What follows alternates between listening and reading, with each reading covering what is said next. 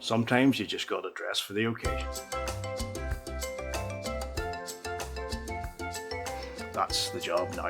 So stay tuned, folks, and let's talk whisky in the form of the Balvenie 14-year-old Carribean Cask. Hey whisky lovers, what's up? I'm Big Al, and this is Whisky Straight, where I review whisky from all over the world and give you my thoughts straight up and not watered down. Today it's review number 48, and that means it's number 2 in my series focusing on the Balvenie's core range of expressions.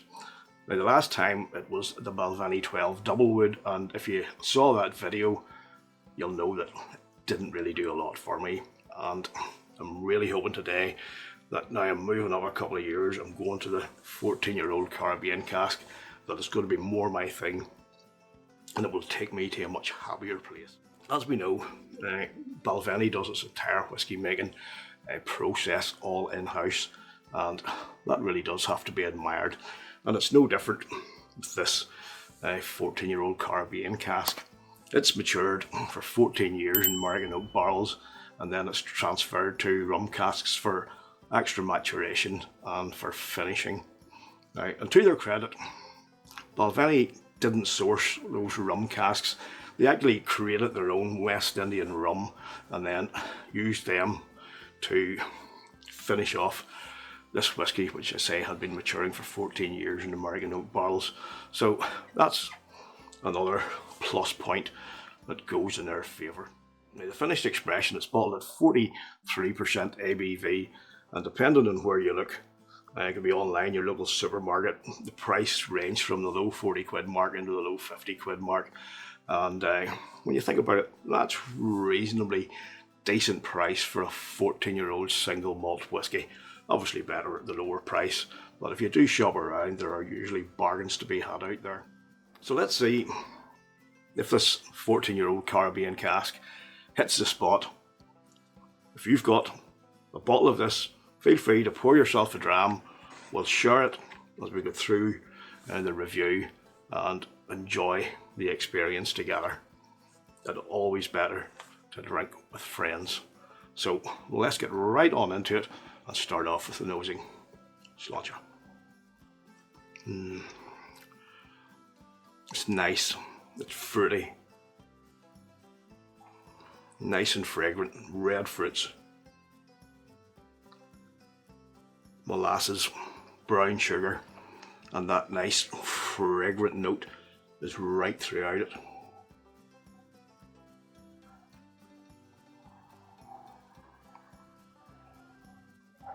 Even though those molasses are there and that brown sugar, it doesn't really give off any real rum overtones. Well, not yet anyway, but we'll keep going here and see.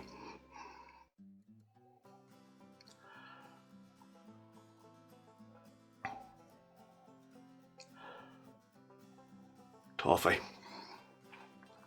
Nice, rich, flavourful toffee. And some vanilla in there as well. And with that is coming a bit of oak, some light char. And maybe perhaps surprisingly a touch of sweet licorice coming through as well. And again, there is a hint of that nice fresh note of red fruits, and really is a nice nose so far. Not wildly complex, mind you, but it's still nice nonetheless. So let's go again before we go on to the palate.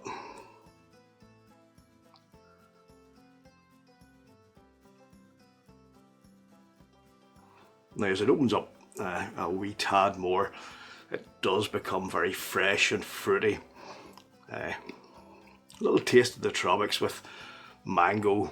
Again, that brown sugar, like it's slightly sprinkled over the mango. Here comes the toffee again. And even a nice touch of fudge right there in the end as well, and that's always a good thing. Well, it is in my book anyway. Big fan of fudge. There's definitely a nice mix of aromas going on there. and they give an expectation of a rich, creamy sort of texture to come on the palate, and here's hoping that's right, and we'll fire on with that, get right into it and see what it tastes like. Sláinte.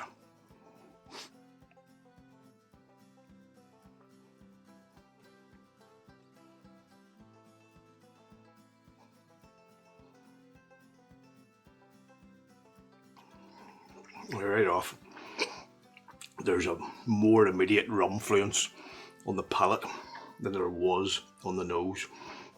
It's rich and it's creamy. Now there's some vanilla and oak joining the mix. Oh yeah, and here comes all the things that I like. Some dark char, caramelized brown sugar, and that lovely note of creme brulee.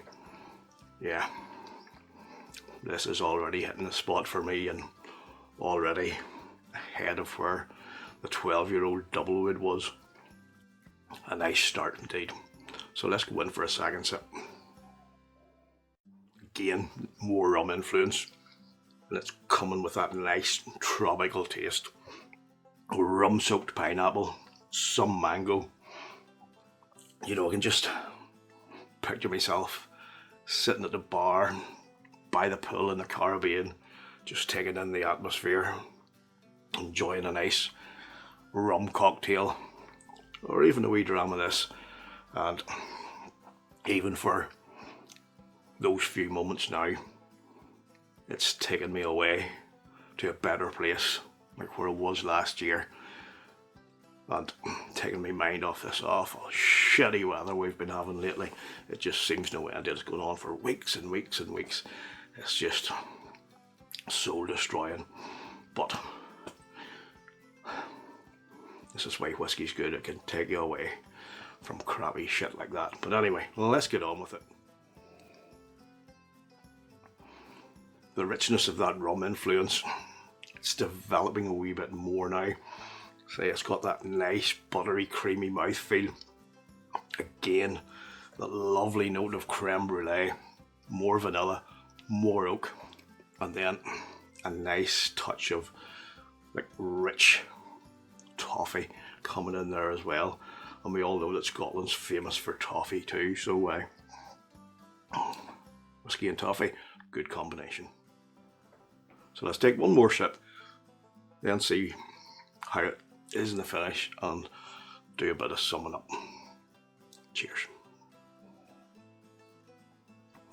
Now there is a bit of a zing to it, and it's more gingery, I think, than anything else.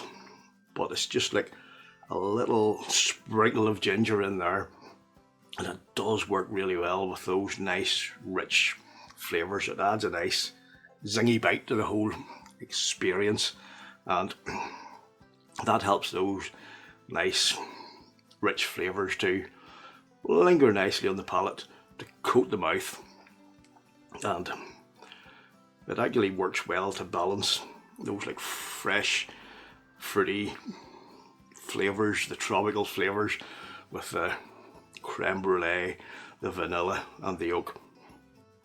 Really nice indeed. Overall, I really do like this whiskey, and what I do like about it is the finish and that little bit of extra maturation in the rum casks. It's not in your face. It doesn't outdo the previous 14 years I spent in the American oak. So there's a nice balance between both influences, and it helps to keep those nice aromas and flavours all well blended together, and there's a lovely creamy buttery mouthfeel, and it's definitely a double thumbs up for me. Now, don't get me wrong, it's not an outstanding whiskey in any way, but it is really, for me, very, very nice. It's got all those flavours that I do like in a whiskey, and I think it has to score a nice solid 86. So if you've had this before, let me know your thoughts down below. It's always good to share the whiskey experience, not just in drinking it, but in talking about it. So to me, returning subscribers, thanks again for your ongoing support. To my new subscribers, thanks for joining in the spiritual odyssey, and if this is your first time here and you like what you've seen, please smash that like button, hit subscribe, ring the bell to keep up to date with all future content, and I'll see you next time. So until then, stay safe, take care of yourselves, and as always, drink your whiskey the way you like it. Sláinte. Stop waffling, you twat. Fucking talking a load of bollocks.